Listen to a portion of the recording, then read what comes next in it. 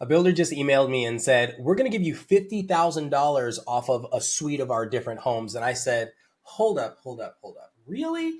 And, I work with a lot of new construction buyers. And so I understand that if you're buying a home in Austin, Texas, and you're seeing all of these incentives, you're like, something doesn't seem right. Is it too good to be true? What I like to do on this channel is evaluate whether or not these things make sense when it comes to actual prices. You have a lot of realtors that will talk about a neighborhood at this level or talk about a house at this level, but they won't actually dive into any of the details, the granularity of whether or not this makes sense for you as a client. And while I can't do that for every single house, I can do it for a lot of them, and I can target some neighborhoods and some builders for you, not completely unselfishly, because hopefully you'll subscribe and let me know what you think about this content in the comments below. So let me start off by saying, if you are looking to buy a home in the Austin, Texas area, and you're considering new construction, there are a lot of deals out right now, especially from home builders and people that are looking to sell their homes. And so if you're actually thinking about selling, you need to pay attention to this, and for a number of reasons. One, if you're going to sell, you have to make sure that you price it right. You're not going to be able to overprice it and sell it like you could 2 years ago.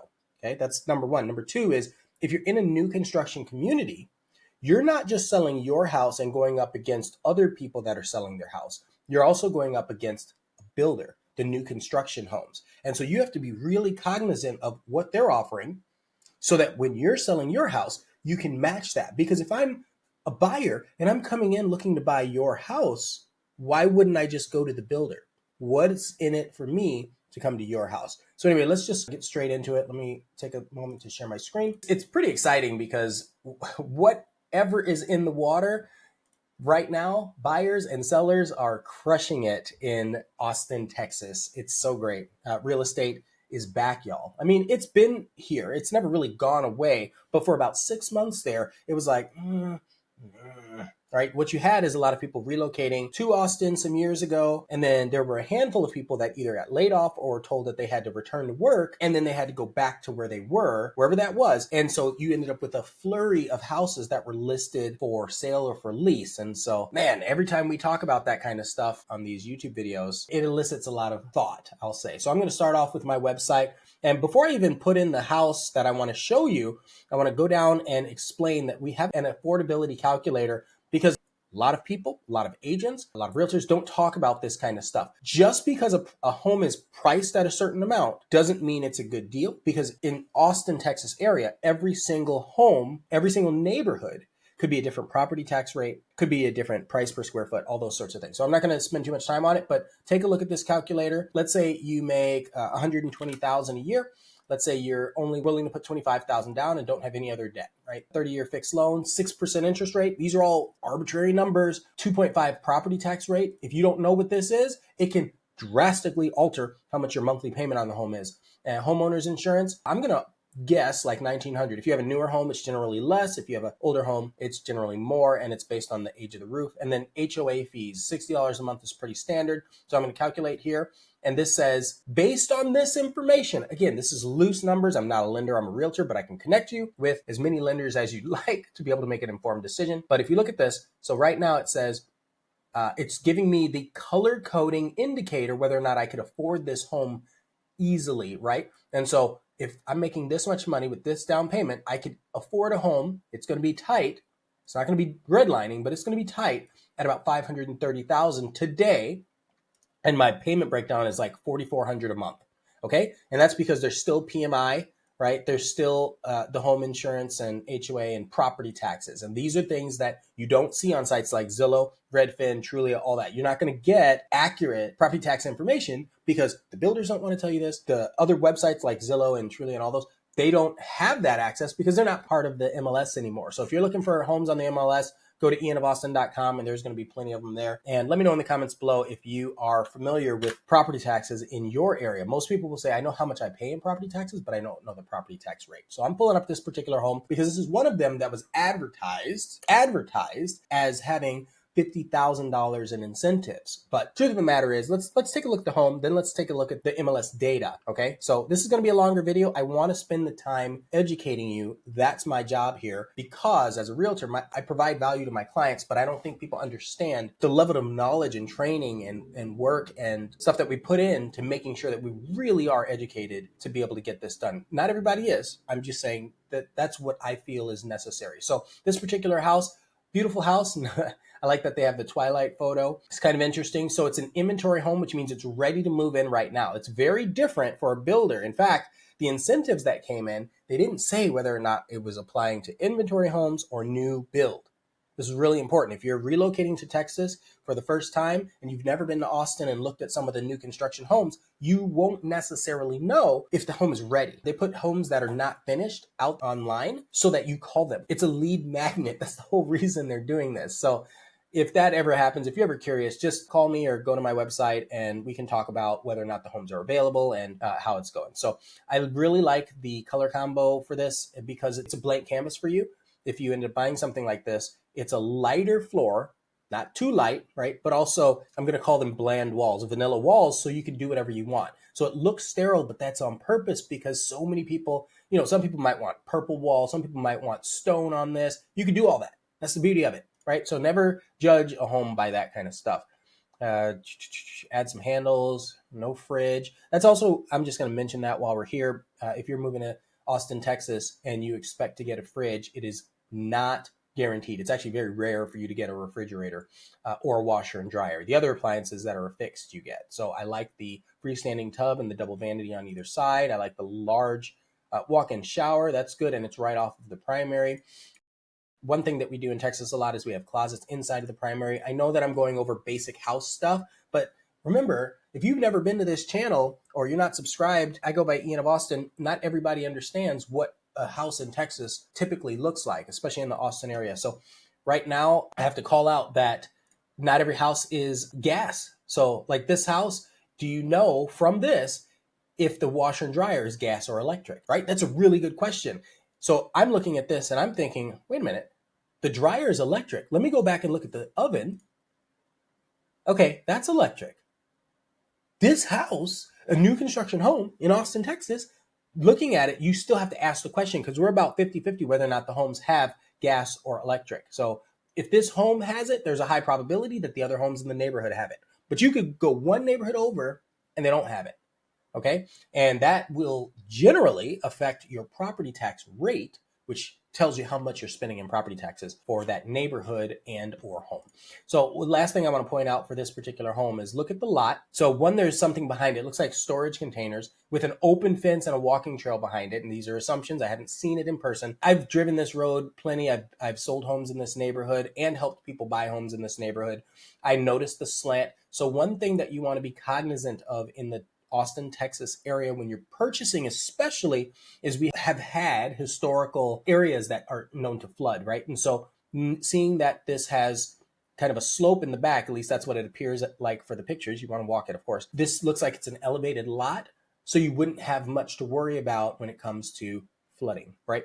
I'm not an engineer, don't guarantee that, right? You're still getting an inspection and all that, but it's good to know that. And the second thing is I'm noticing there's no gutters around this house, and that's a common thing today when homes are being built. So if you're looking at evaluating a new construction versus a resale, are you going to have to add gutters? Is it on a lot where the ground slopes toward the house and might create some issues with your foundation over the years, right? Is it landscaped? Did they add a fan to the back patio? Right? Are the windows, the seals starting to break? Like these are all things that are relevant. And people think that just because it's a new construction home, they don't have these issues. Wrong. You are very wrong.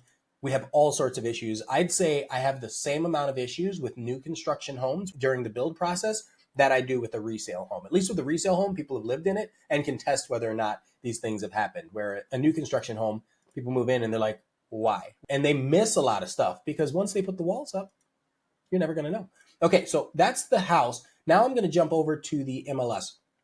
And again, if you like this kind of stuff, this kind of content, let me know what other neighborhoods you'd like me to focus on, because this one's a pretty interesting one. Remember, we're talking about $50,000 in potential savings based on what's advertised. In the United States, we have this advertising laws a lot different than other places. So we can basically say stuff and then put this tiny little disclaimer note and not actually mean it.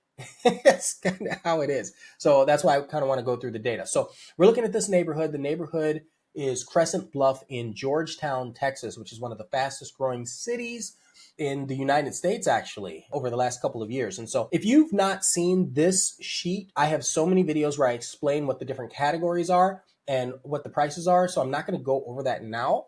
So watch one of those other videos if you're interested in knowing more about how this works. But I'm going to focus on our list price versus our closed price and price per square foot, and then our days on market. Those are the three things that are going to matter to me. So right now I'm going to use this as an example. So this is an actual closed home, 701 Pinnacle, 4-bedroom, 3-bath, 449, listed at 449, closed at 415.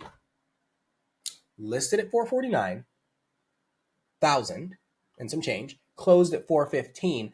That sat on the market for 138 days. Now I'm looking, this is a 2021, which means it's not a new build that's giving us $50,000 off in incentives. But what it may have been is a home that was a couple of years old, and they saw the incentives for the new build, and they said, well, I want to be able to compete. And this is important for you who are thinking of selling your home in a neighborhood like this, anywhere in Austin, Texas. You can look at this and say, okay, if like builders are offering $50,000, let me offer some money toward the people that are buying. It looks like that's what they did. And it still took them just over 3 months to be able to sell this home. Very important. If they would have started with that price, it would have gone quicker. But I bet they had a decline over time and didn't just go for it. And people want to hold on. They want to hold on and not actually price it well, because they want to get that extra money for this house. So list price per square foot was $204 a square foot. Closed price per square foot is $188. And this is all that matters when you're looking at appraisals for your houses, right? So this house that's listed at $259 per square foot.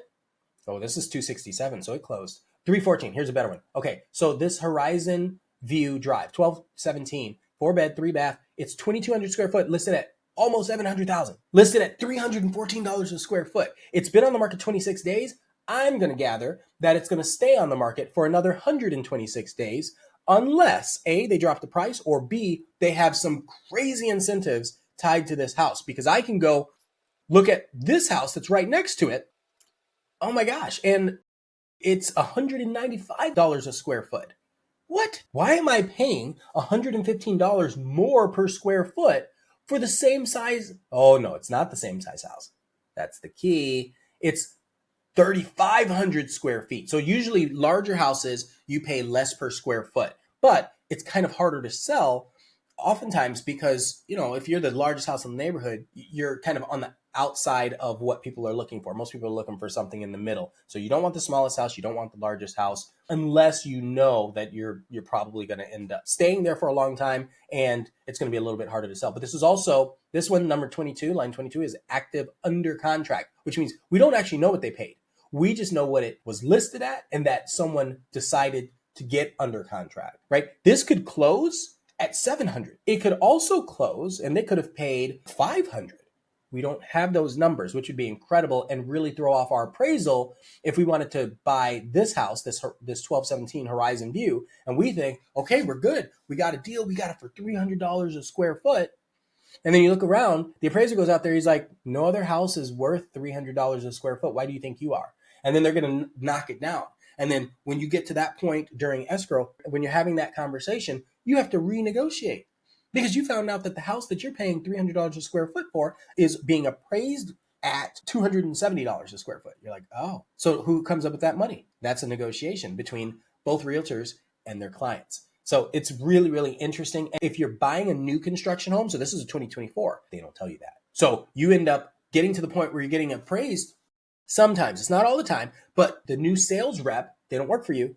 Realtors do. And so I would come in there and say, okay, well, how do I know that this is going to actually match the appraisal? Because if that happens and you're stuck with the bill of an extra $50,000, then you didn't actually save any money. Yeah, I wish people understood the level of depth that this actually takes. And I think people just want to do it on their own because they think realtors cost them money up front. But a good realtor, we actually will save you money and you don't actually have to pay us anything. 99% of the time, the seller, which means the builder or the person selling the house, will pay the buying agent to help you secure the deal and negotiate, right? And so if you're looking to buy a house like this, reach out to me. You don't have to pay me directly. I get paid for doing my work once you find the house that makes sense. Same thing if you're selling, I am going to charge you, but I'm going to make sure that we price it well and get all of this stuff ready to go. And we evaluate at a deeper level so you're not sitting on the market for 318 days like this particular home. Ouch. 381. I missed that one. Oh my goodness. This is crazy. Okay, so I want to start off with showing the map. So I want to start off with the neighborhood where this is north in Georgetown, which is typically about a 30-minute drive with no traffic to downtown Austin. Here's what's interesting about this particular neighborhood. The main corridor roads, so you always want to look at the main corridor roads. You have I-35 right here. You have 130, which is where all the manufacturing and manufacturing type plants are. I-35 is kind of central, goes from Oklahoma to Mexico, and over on the left, 183 kind of goes out into the middle of nowhere. So while it's growing over here, it doesn't have a reason to other than like vacation homes. I always tell my investor clients or people that are going to have the home for either a short term, there's a lot of stuff. I always focus on growth corridors. So this is in between both the growth corridor and a current trending growth, but beyond here, Andice and Joppa and Bertram, like there's no real reason for it to grow out that way, right? Because there is an army base where Killeen is, but the prices are getting lower there. Waco, San Antonio, Fort Worth, Dallas, I-35 goes through all of those. So that one's going to always grow. That's my opinion. Do your own evaluation and assessments. But anyway, I'm bringing this up because when you're looking at this particular neighborhood, it's in between 35 and 183. So when I said it's 30 minutes down, I'm talking about from here or from here. When you're here, it takes you 10 minutes to get over there. So we need another road at some point or highway or something that will bring us down. And so that's already, in my mind, something to consider if you're looking to move to Austin, Texas, and you think you're going to be working in Austin, Texas, but you're living in Georgetown. Georgetown's huge. It's huge. So you have to understand where you are and what the travel time is going to be like. And you can go into Google Maps and you can choose the choose the time you leave so that you understand the travel time so that you're not caught in bad traffic on a 2-lane road, or I guess this is a 4-lane road, and not understanding why it's taking you so long. And if you're coming from California, you're still going to save time on traffic. So this particular neighborhood, another thing that's really important is you see how there's this San Gabriel River. This river has flooded before. And so thinking about where the houses are, if they're elevated or away from the river, you're in a good position. If you don't know that, or you're buying a house down here, well, I'll just leave it at that. So when we're looking at the map, you can see, so here's Highway 29. You can see that the greenhouses are active for sale, red are closed, and then the orange here are pending or under contract. So it's really, really good to see. And this is, so when you're thinking about like what's actually happened, it's the red houses. Our competition, if you're listing this home for sale, the competition is the green. Right. So you're saying, I want to list my house for $600,000. Okay. Well, there's like 7 other houses that are listed for $500,000. Why would they buy yours for $600 when they could buy this one for $500? You got to think about that. Right. And then you're going to go take cell phone photos. These realtors, I just had a listing appointment yesterday and we're scheduling photos and everything. And their neighbor has their house for sale. It's been on the home for months. And their cell phone photos are like bad angles, bad lighting. I'm just like, you guys, I just spent $1,000 on photos for a listing, but I got drone shots. I got, what do you call them? Floor plans. I got multiple types of floor plans for different websites. I'm working on videos. I have multiple agents coming and shooting videos for these properties because I actually know how to do this. There were a lot of pandemic babies that didn't learn how to do real estate. They just happened to be in the right place at the right time. It's interesting. Okay, so here, 700,000, 500,000, same street, both corner lots. But okay, so now that I've seen all this, I'm going to come back and look at the numbers.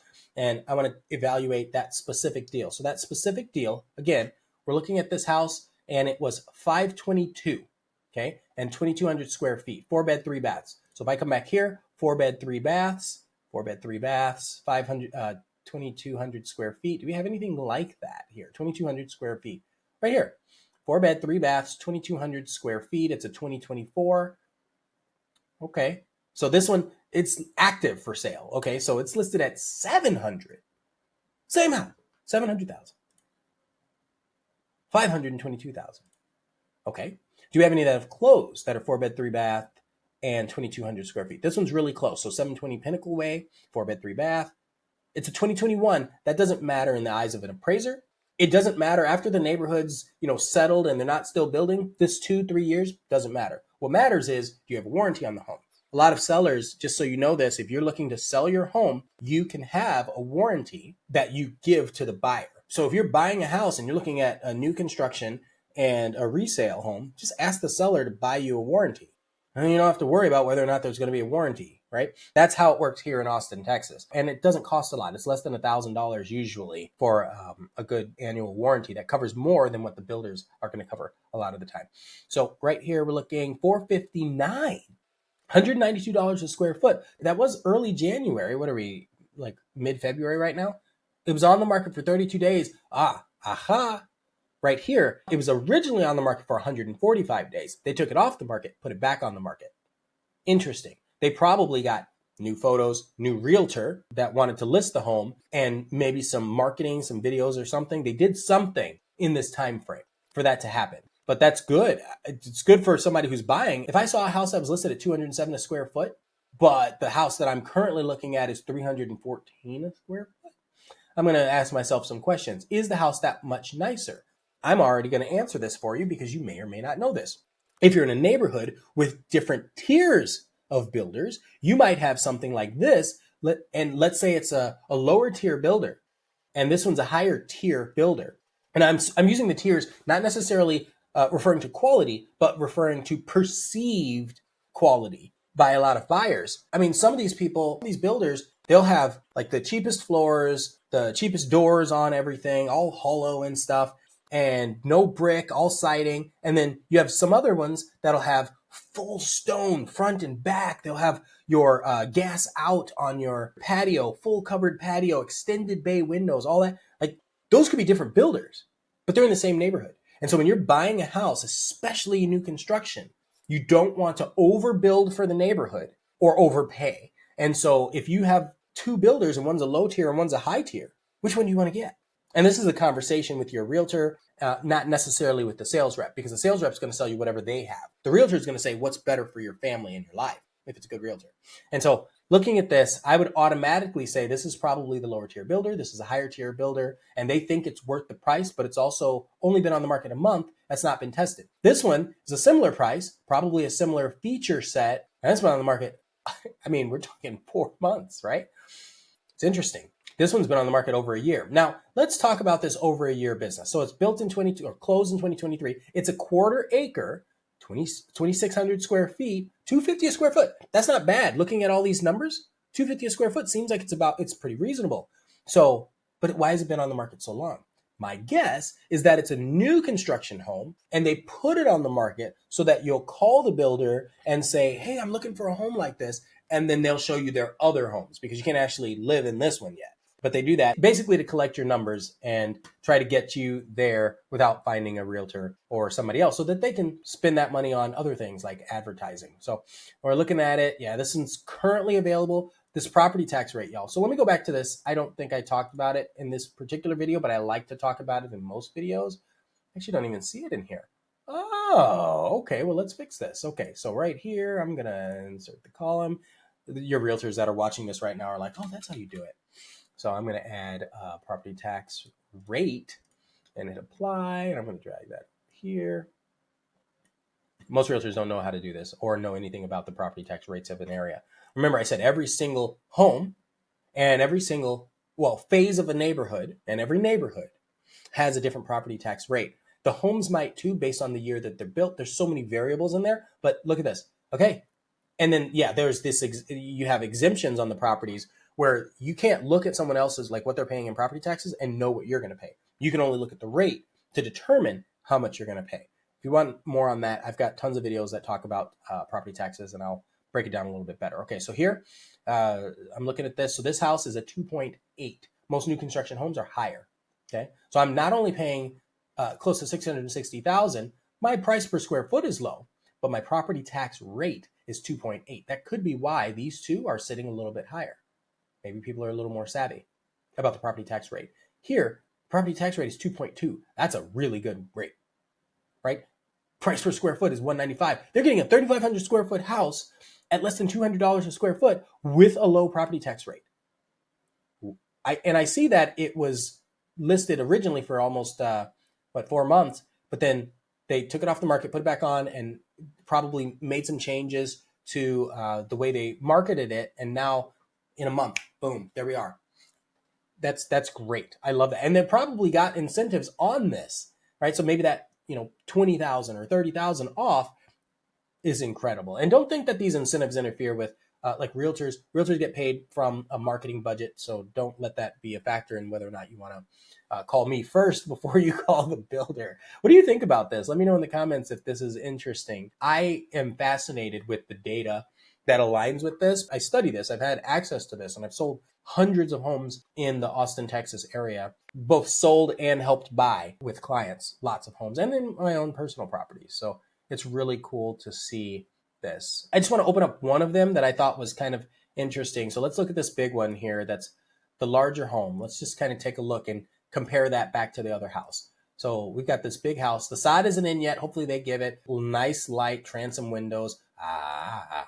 Look at this backyard. The water, there's a high probability. Now, I'm not back there. I'm not watching the grading, but I'm going to immediately guess that the water from this house, from the rain, is going to end up pooling in this backyard. And I'm just seeing that right now. And that's a guess. Again, usually the builders will grade it around, and you can also fix this by putting dirt kind of in the middle and kind of creating an irrigation style path. They've got the tile all the way to the ceiling, triple pane sliding glass, so much natural light, windows, lots of storage, good size island, large center yard. Looks like it's not a full study off the side, but you could always close this in and make it a study if you wanted.